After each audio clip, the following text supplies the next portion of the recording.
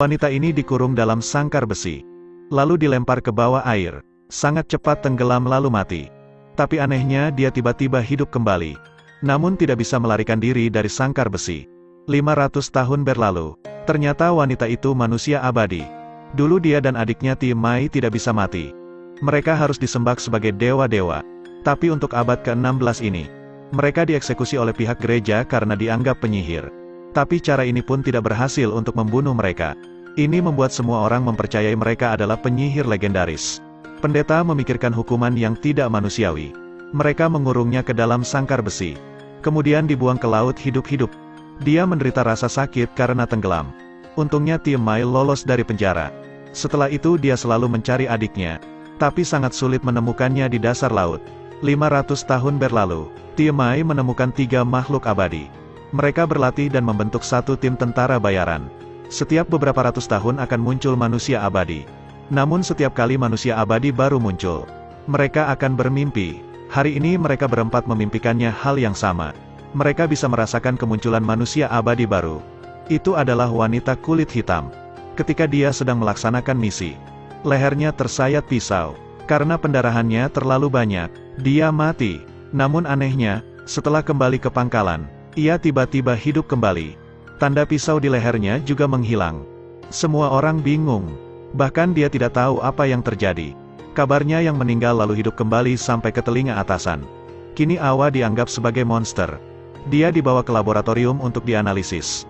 Saat dalam bahaya Timai muncul. Dengan mudah ia mengalahkan 2 tentara. Sampai Awa terbangun.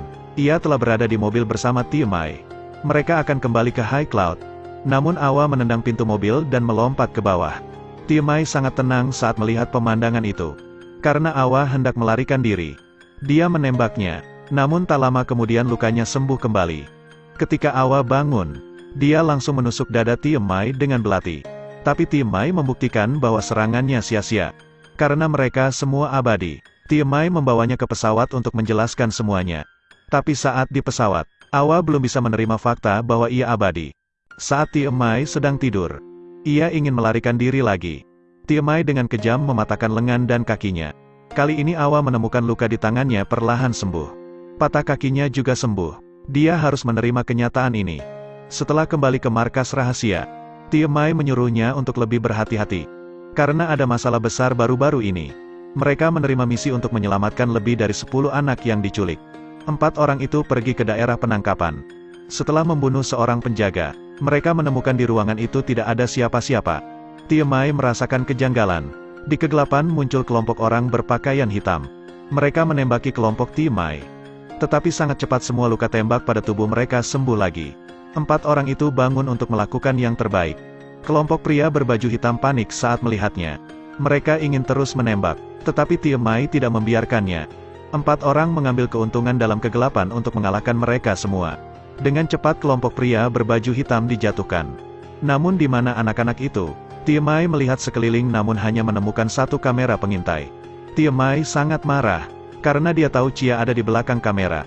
Rahasia keabadian mereka juga dicatat oleh pihak lain. Rahasia ini tersembunyi selama 100 tahun. Akankah saat itu semua orang akan mengetahui rahasia mereka?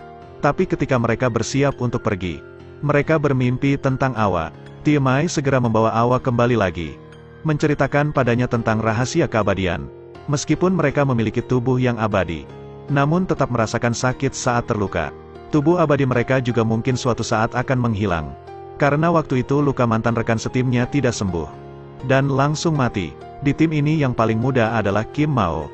Ia hidup selama 200 tahun. Dan Marshall telah hidup 1000 tahun. Mereka berdua dulu adalah musuh. Setelah saling membunuh berkali-kali, mereka menjadi teman baik. Dan Kapten Timai adalah yang paling tua. Bahkan dia sendiri lupa sudah berapa lama dia hidup. Timai juga membicarakan tentang adiknya yang dibuang ke laut. Dia ingin mencarinya. Namun Awa tidak bisa mencerna informasi yang begitu banyak dalam waktu singkat. Timai memahami perasaannya. Timai mengikutinya lalu menghiburnya. Namun tak lama kemudian sekelompok orang menyerang 3 orang lainnya. Saat mendengar ledakan, Timai dan Awa dengan cepat berlari masuk. Namun yang terlihat hanya Kim Mao sendirian. Keberadaan 2 rekan lainnya tidak diketahui. Usus Kim Mao terluka. Tak lama lukanya mulai menutup. Bagian usus yang terputus juga perlahan tumbuh lagi. Tidak perlu heran, ini kemampuannya yang abadi. Melihat teman-temannya disiksa seperti ini, Tia Mei sangat marah. Dia seperti hantu yang tiba-tiba muncul di samping kelompok khusus.